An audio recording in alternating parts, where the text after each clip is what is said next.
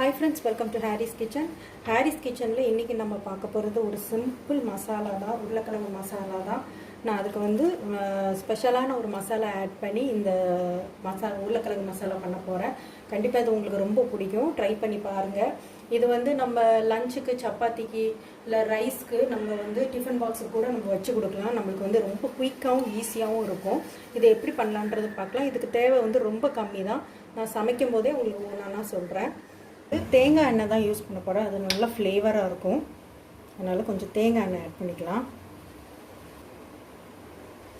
So friends, இதுதான் நான் சொன்ன மசாலா, மேகி மசாலா மேஜிக்னு ஒன்று மேகியில் போட்டிருப்பாங்களே. ஸோ இதை தான் இன்றைக்கி நான் வந்து ஸ்பெஷல் மசாலா மாதிரி இதை வந்து ட்ரை பண்ணி பார்க்க போகிறோம். இது எப்படி இருக்குன்றதை உங்களுக்கு நான் ஷேர் பண்ணுறேன். ஸோ எண்ணெய் நல்லா சூடாகிட்டு இல்லை கொஞ்சம் கடுகு ஆட் பண்ணிக்கோங்க.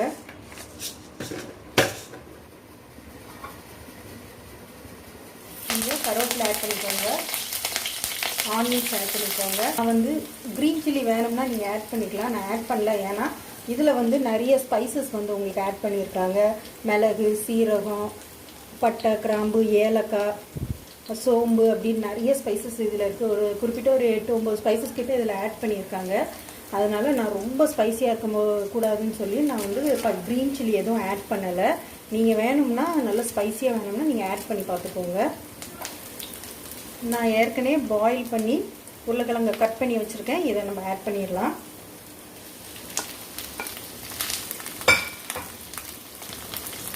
இதில் கொஞ்சம் மஞ்சத்தூள் போட்டுக்கலாம். இது கொஞ்சம் மஞ்சத்தூள் ஆட் பண்ணியிருக்கேன். டேஸ்ட் லைட்டாக ஆட் பண்ணிக்கோங்க.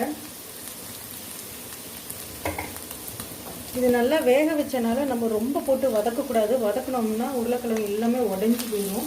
ஸோ மெதுவாக நீங்கள் வந்து இதை மிக்ஸ் பண்ணுங்கள். இப்போ இந்த மேகி மசாலாவை நம்ம இதில் ஆட் பண்ணிக்கலாம்.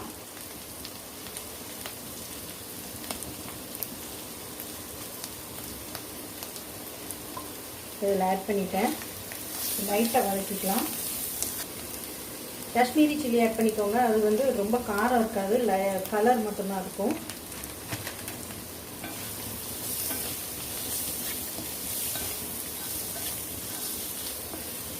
இது நல்லா மிக்ஸ் ஆகிறதுக்கு தண்ணி தெளிச்சுக்கலாம்.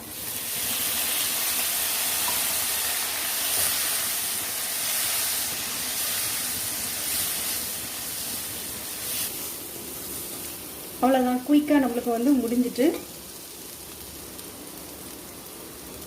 நம்ம முடிஞ்சுட்டு இதில் கொஞ்சம் மல்லி இலையை போட்டுக்கலாம்.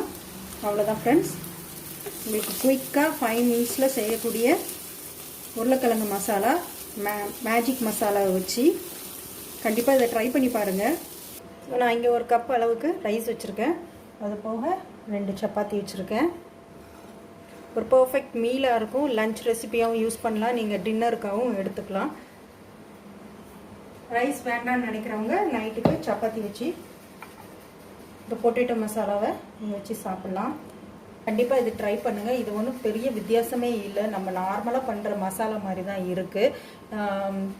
வேலைக்கு போகும்போது, ஸ்கூல் போகும்போது இந்த மாதிரி மசாலா யூஸ் பண்ணும்போது நம்மளுக்கு குயிக்காகவும் இருக்கும்.